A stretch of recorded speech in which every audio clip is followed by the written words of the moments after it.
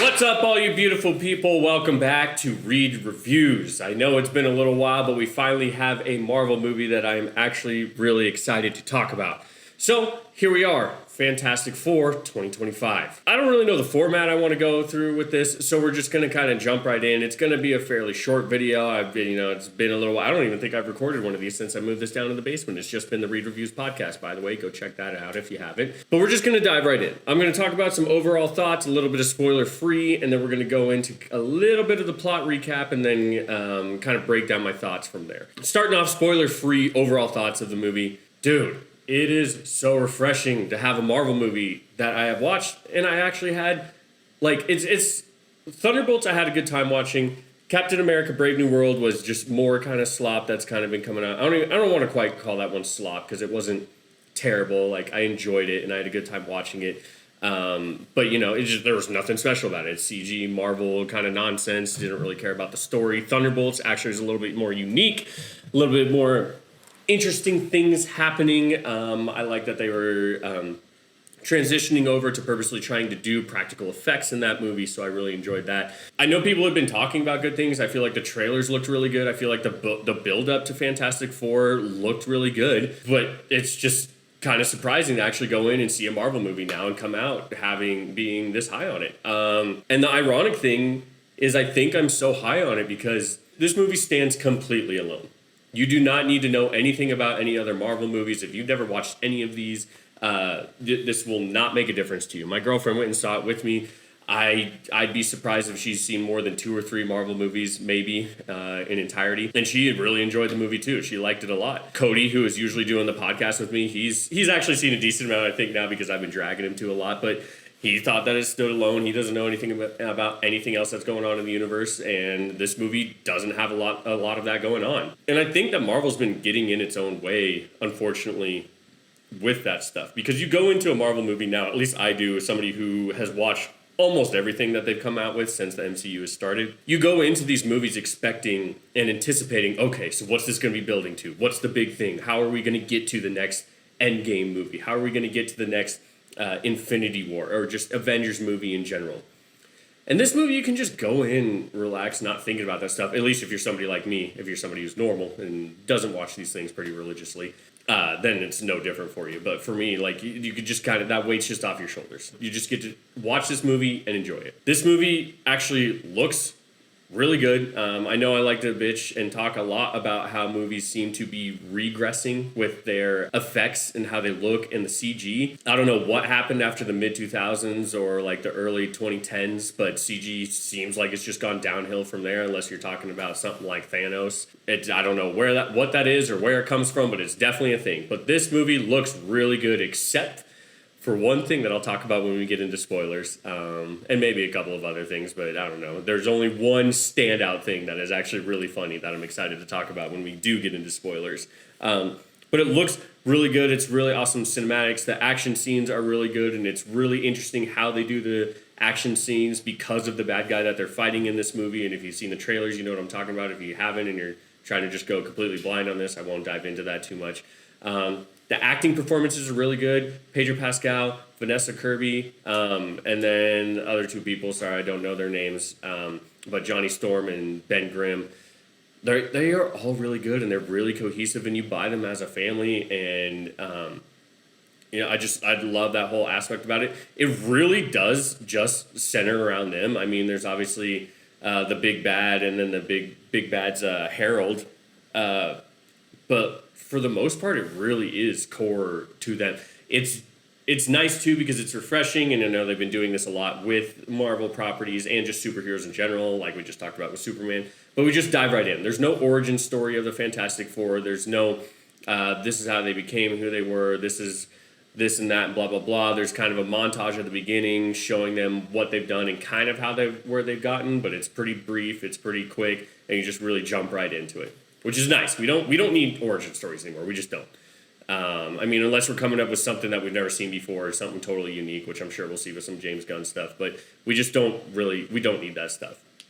And the modern 60s retro style, it already looked cool when they first announced Fantastic Four. It already looked really cool in the trailers that we've seen. And just from what I've seen from other YouTubers and other movie critics breaking it down and talking about it, it's dope, man. It just looks cool. Their spaceship looks cool. Their suits look cool. They're wearing regular suits like when they're doing work, like when Reed is doing work in his lab. He's wearing a suit, and they're wearing their suits out in the crowds with their little fedora hats. And I don't know. I like that 50s, 60s kind of aesthetic that they got, and all the buildings, the retro New York style is super cool. I don't know what time period this movie is actually technically supposed to take place in, because it never blatantly says it anywhere. So I don't know if it's supposed to be like modern day, but it just kind of took the aesthetics and the vibes from the 60s. I don't know what it is, but it doesn't matter because it works and it fits and it's fun. It's a different universe. It's aside from the MCU, which I'm sure actually, we'll get into it, but this is still part of the MCU. I guess we'll see. But yeah, I mean, I enjoyed it a bunch. This is definitely something I recommend going and seeing in theaters. But if this is something you're even considering seeing, even if you're not a Marvel fan, even if you are somebody who's not into superheroes in general, any of that stuff, this is definitely just a good, fun, standalone movie. Go see it. Enjoy yourself. We're going to dive into spoilers here. Again, going to try to make this fairly brief because I don't want to ramble on too long. But full spoilers. Galactus is dope. This is one of the better Marvel MCU villains that I've seen in a while, and it's weird because Galactus is such a weird and hard to do villain, and especially being a villain of the Fantastic Four, because Galactus is such an omnipotent being that is supposed to be this literally like interdimensional space god guy that eats planets. That is literally his whole thing. He is a devourer of worlds, and he has this endless hunger, as he says in this movie, to eat and devour worlds, and that's his whole point. The Silver Surfer, who you see in the trailers if you've seen him, that is his herald. She goes around finding planets to make sure that are rich with life and are good and for him to eat, I guess. And so she picks Earth as the next target, and then that's how the whole thing gets going.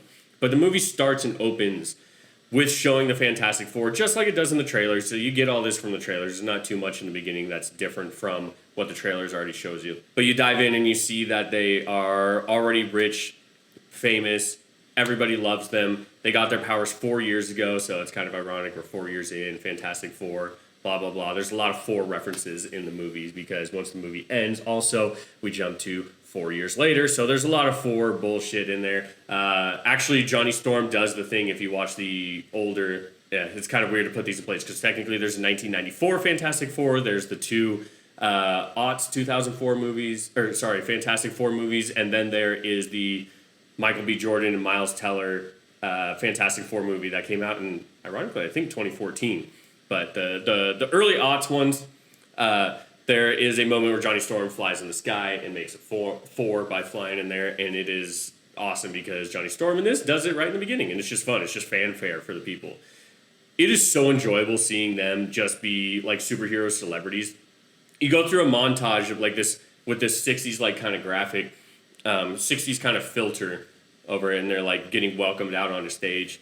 And it's showing them doing all these heroic things and going through and beating up the bad guys and winning the situation, winning the battles and solving all these problems and showing where their smarts are and their abilities and what they can do. And it is so nice and refreshing, at least from what I remember from the old Fantastic Four movies, to see Ben, who is the Thing, be like happy and enjoying being the Thing because he's always so grim and, well, Ben Grimm. Always so grim and dark and sad about being the Thing and is upset about the way he looks and stuff. But in here, he's just, people accept him. They know what he looks like. You know, he's walking around on the streets and kids are cheering him on and want him to pick stuff up. They want him to yell, it's clobbering time.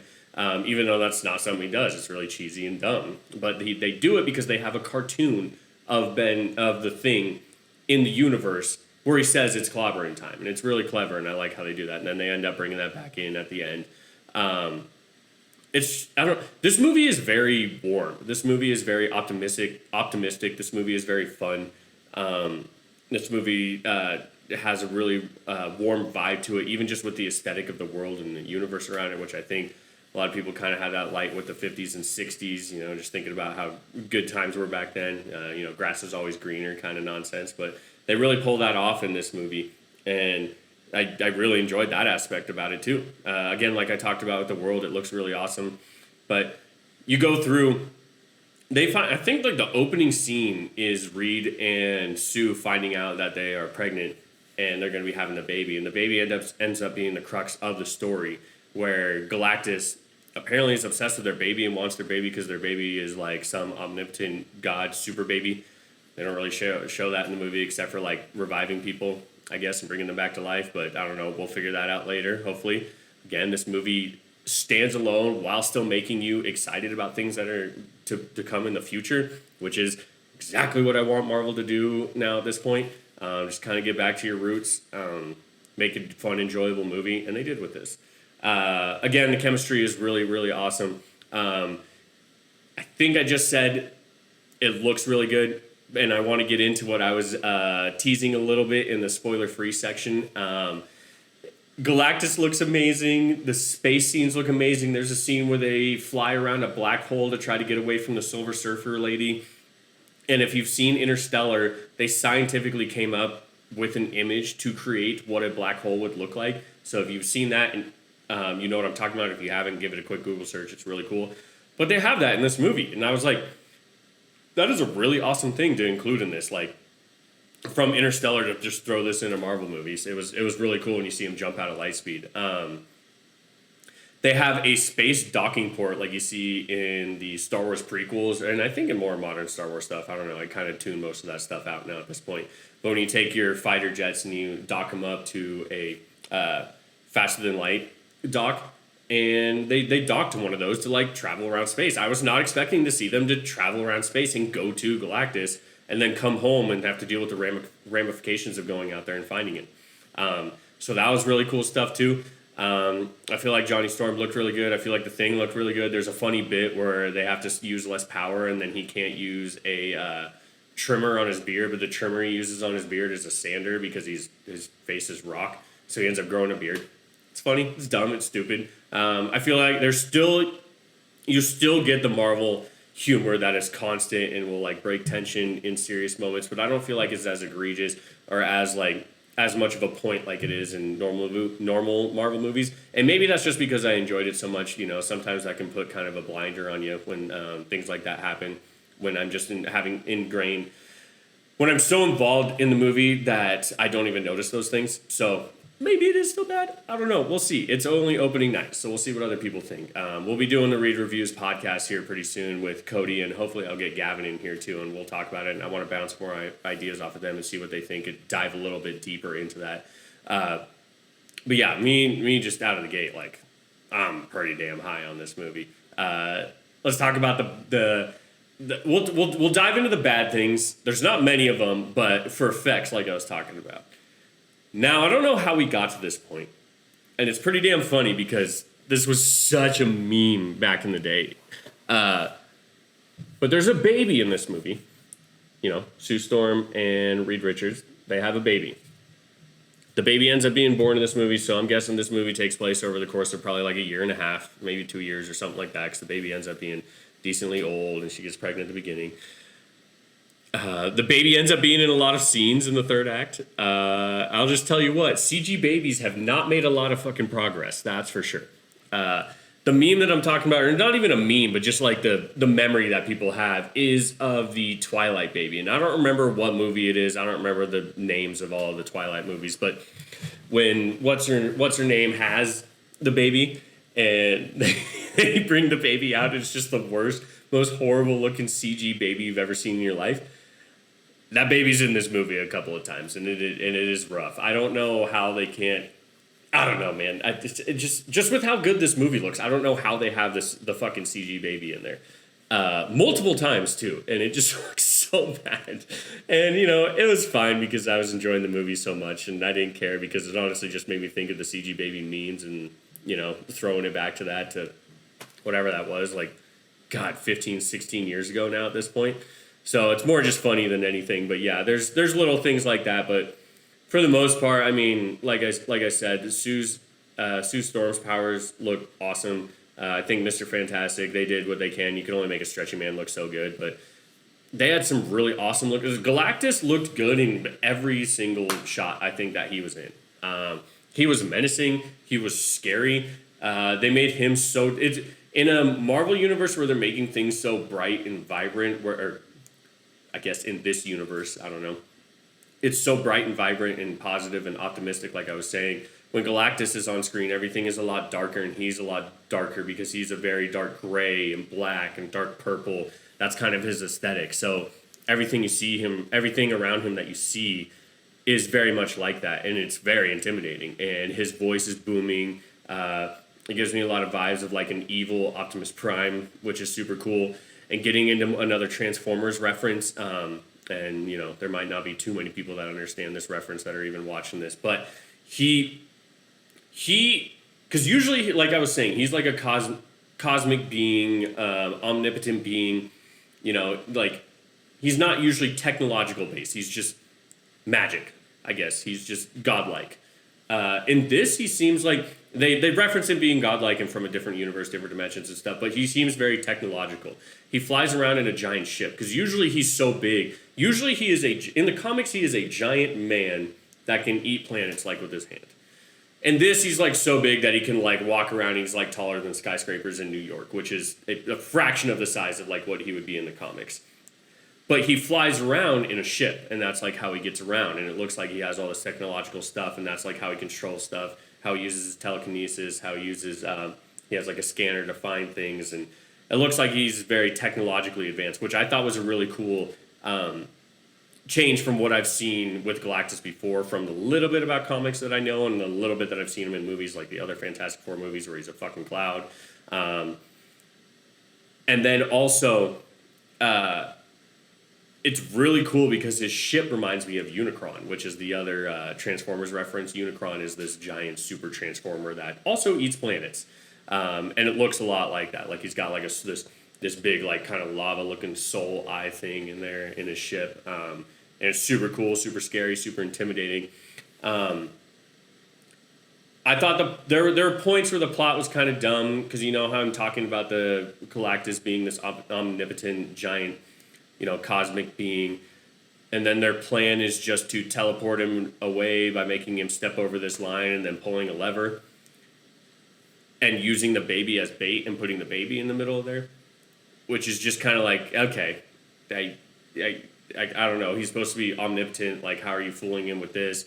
He ends up walking up to it and just stopping because they trick him and just swap the baby and move it up into a tower. And he just like, oh, the baby's over there. I don't know. It sounds dumb when you're saying it without seeing it, and it is kind of dumb. But it's just such a simple, you know, solution or simple like third act plot for godlike omnipotent being, dude. Again, minor criticisms, things like, I mean, it still kept it going. I still enjoyed what I was watching. So that didn't really bother me too much. I got a lot to say about this, and I'll delve into it more in the podcast when we talk about it. But overall, I mean, this movie was a really enjoyable time. I'm really curious to see. So one thing I wanted to bring up and talk about, and then I'll wrap up here, is I saw people talking about how, like, because we already knew that this is supposed to tie into the normal MCU that we're used to. But this is a different universe. It's called Earth 828, and I think it says that in the title sequence or whatever. And so a lot of people were talking about, like, oh, Galactus comes, and the Fantastic Four try to stop him, and they fail. And I was like, that is a cool plot line. It is cool to see heroes fail because, you know, when you have 50 plus Marvel projects, the whole shtick, except for like Infinity War Part 1, the whole shtick is, oh, good guys end up beating the bad guys at the end of the movie because that's what it is. So I thought it would have been really cool to see Galactus come and destroy their world and they get away scot-free with their kid and the four of them, but their world gets destroyed and they have to jump to Universe 6, I don't know, whatever the hell our MCU is. But that didn't end up happening. So I'm kind of curious how they're going to dive into that a little bit. But the post-credit scene was interesting. It wasn't anything too exciting. Like I said, at the end of the movie, they end up beating Galactus by still teleporting him to, you know, God knows where, just infinitely away in some teleporter that he made in the movie, that Reed Richards made in the movie. And so the end credit scene jumps 4 years later, and Doctor Doom pops up. Like, Sue's playing around with her baby, goes to grab the baby some food. And then she comes back, and Doctor Doom has like teleported in there and is like holding the baby. Cool. I'm excited. I don't know why they got to be secretive about Doctor Doom, because we already know it's Robert Downey Jr. You know, that was the big whole reveal because you know, Marvel's kind of desperate and they're trying to, you know, kick stuff up and get things going. And they did, and it worked. And Fantastic Four, I think, really did that. But yeah, I don't know where that's going or what's going to happen. I'm kind of interested to see how they're going to tie in the universes now, or how that's, I don't know. I got a lot more thoughts that I will want to dive into a lot more and talk about on the podcast, or as I can research a little bit more. Maybe see the movie again. This is one of those movies where like I could consider seeing again because I had such a good time. This movie's only an hour and 55 minutes. Thank God. You know, it's so nice to go. Cody and I were talking about it on the last Read Reviews podcast about how awesome F1 was and how good of a time we had. But that movie was 2 hours and 35 minutes. Like, we don't need them to be that long. Like, you could have cut out a race or two. And especially a lot of most Marvel movies are well over 2 hours, if not just over 2 hours at this point. So it was nice to have something sub 2 hours. But I had a great time. Go see this movie, guys. It is support stuff when they do really well, because Marvel has been such a letdown for me lately, and you know, I've grown up with it since I was 9 years old, I think, when the first Iron Man came out. And I've just been so into it all the way leading up to Endgame, and it's just been such a letdown most of the time. Not always, from things that have come out after this, and that's why I wanted to get down here and record my first like movie review that I've done in probably like a year since we started the podcast, and talk about it with you guys. That's the whole reason why I started this. This is what I love doing about this, because I can't always get Cody and Gavin's bitch asses to come down here and record a podcast with me. So here I am, ranting to my fucking phone in the middle of the night, because I really enjoyed this movie. And I'm going to talk about movies that I don't enjoy, and I'm going to talk about movies that I can enjoy, or kind of enjoy, and we're going to go from there and see what happens. So thanks for joining me. If you tuned in, go see Fantastic Four. Leave a like, comment, subscribe. Let me know what you thought about the movie. If you've seen it yet, I know it's going to be a little bit early. Let me know if you're interested in it at all. Let me know if you're interested to see where it's going. Let me know if this movie is bringing you back into Marvel, if it's what you've been waiting to see. Just let me know all your thoughts and ideas on it, okay? And with that being said, have a good rest of your day. Bye-bye.